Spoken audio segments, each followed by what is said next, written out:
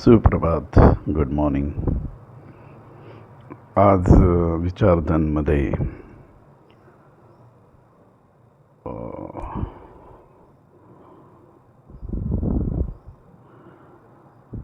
सामाजिक सुव्यवस्था या विषयावर बोलावं वाटतं.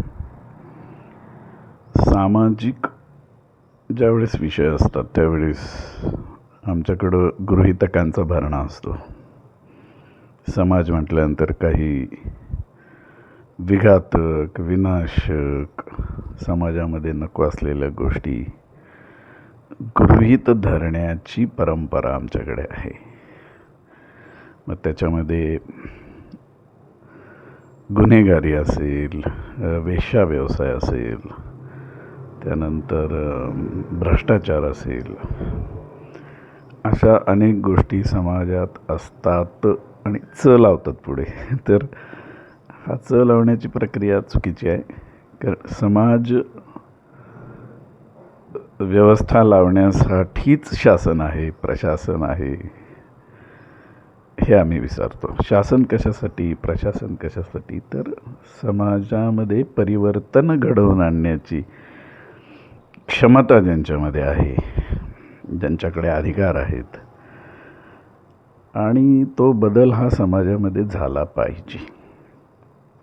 म्हणजे आपण असा विचार केला की एक समाज असा आहे, त्याच्यासारखा चांगला समाज नाही, अशी कल्पना करू आपण क्षणभर.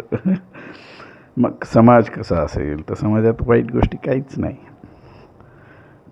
बिलकुल. कोणीच भ्रष्टाचार करत नाहीत, सगळे सामोपचारानं व्यवहार होतात, आनंद आहे, एकमेकाला मदत करतात, आणि कुठेही गैरव्यवहार नाही, कुठेही गुन्हेगारी नाही, कुठेही चिडचिड नाही, भांडणं नाहीत, मारामाऱ्या नाहीत, दगडफेक नाही, जातपात नाही, काहीच नाही. या सगळ्या चुकीच्या गोष्टी नाही आहेत. असा समाज, वा, छान वाटतं ना ऐकायला. तसा समाज घडू शकतो. अभाव इच्छाशक्तीचा आहे, फक्त इच्छाशक्ती. कृतिशक्ती आहे आमच्याकडे. आमच्या पोलीस दलाला, सुरक्षा दलांना सगळ्या या गोष्टी माहीत आहेत. कुठल्या गोष्टी बंद केल्याने काय होतं, पण त्यांच्या मागे खंबीरपणे उभी राहणारी शासन आणि प्रशासन व्यवस्था असेल आणि इच्छाशक्ती निर्माण केली गेली असेल त्यांच्या अभ्यासक्रमात, शिक्षण व्यवस्थेत, तर समाजात बदल घडू शकतातच. तर हा मूलभूत आपल्या मानसिकतेतला बदल आपण करणं गरजेचं आहे. की समाज, नुसता समाज म्हटल्यानंतर त्याचा अभ्यास म्हणून ठीक आहे, नको असलेल्या गोष्टी आहेत, पण ज्या नको आहेत त्या नाही येतं, असा समाज घडवण्याची प्रक्रिया शासन प्रशासन व्यवस्थेमध्ये घडू शकते. आणि तो इच्छाशक्तीचा अभाव भरून काढण्याची जबाबदारी सर्व नागरिकांची आहे. आणि मैं अकेला क्या करूंगा, मी एकट्याने काय, वगैरे वगैरे अशी वाक्य येतात काहींच्या तोंडी, आपल्याही तोंडी येतात. त्याची आवश्यकता नाही आहे. तर चांगला समाज घडवण्यासाठी झटूया.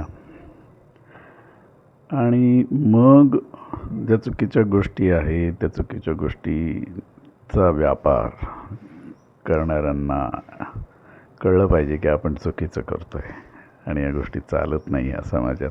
त्या समाजातून त्या चुकीच्या गोष्टी बाहेर पडतात किंवा पर्यायी काम ही माणसं, या व्यक्ती निवडतात. गुन्हेगारीपासनं जर समाजाला मुक्ती पाहिजे असेल तर गुन्हे न घडण्यामागे जी प्रक्रिया असते, तर शिक्षा, शासन हे गुन्हेगारी सिद्ध झाल्यानंतरचे प्रकार आहेत. परंतु ती गुन्हेगारीच होऊ नये यासाठी ज्या गोष्टी होणं गरजेचं आहे, त्यात सर्वप्रथम शासन प्रशासनामध्ये जे कायद्याचे संरक्षक आहेत, पोलीस आहेत, इतर काही क्षेत्र आहेत, तिथे भ्रष्टाचार होणार नाही अशी वृत्ती त्यांच्या ट्रेनिंगमध्ये, त्यांच्या प्रशिक्षण व्यवस्थेमध्ये असणं गरजेचं आहे. आणि त्यातूनच चांगल्या गोष्टी निर्माण होऊ शकतात. म्हणजे जिथे तण उगवतं ते तण उगवणार नाही याची काळजी घेण्यासाठी आम्ही प्रयत्न केला पाहिजे. तसंच ज्या नको असलेल्या गोष्टी ज्या आहेत, ती रस्त्यावरची अतिक्रमणं, नद्यांकाठची अतिक्रमणं, ओढ्या नाल्यांवरची अतिक्रमणं, ती का होतात? तेवढंच नाही तर फार नको असलेल्या ठिकाणी मोठमोठ्या संस्था उभ्या राहतात आणि मग ते पाडल्या जातात. हे भ्रष्टाचाराचाच प्रकार आहे. ते होणार नाही याची काळजी समाजव्यवस्थेत होणं गरजेचं आहे असं वाटतं. आणि त्यात वेगळं काही करायची गरज नाही आहे. फक्त एक शिस्त आणि एक समाधानी वृत्ती त्यातनं निर्माण करणं अत्यावश्यक आहे. आणि समजा एखादा उच्चपदस्थ अधिकारी सकाळी उठल्यानंतर त्यांनी काय केलं पाहिजे, तर त्याच्यापुढे अशी लिस्ट पाहिजे भली मोठी की साहेबांना हे करायचे, ते करायचे, ते करायचे. साहेब लगेच कपडे घालून निघाले पाहिजेत, घरी म्हटले पाहिजेत मला उशीर होईल. असं होतं का? उच्चपदस्थ अधिकारी ज्यांना आपण जिल्हा परिषदेचे अध्यक्ष वगैरे वगैरे उपाधी दिलेली असते, असे लवकर पहाटे उठून निघतात का हो कामाला? नाही निघत हो. त्यांना एक वळण लागलं आहे त्यांच्या शरीराला.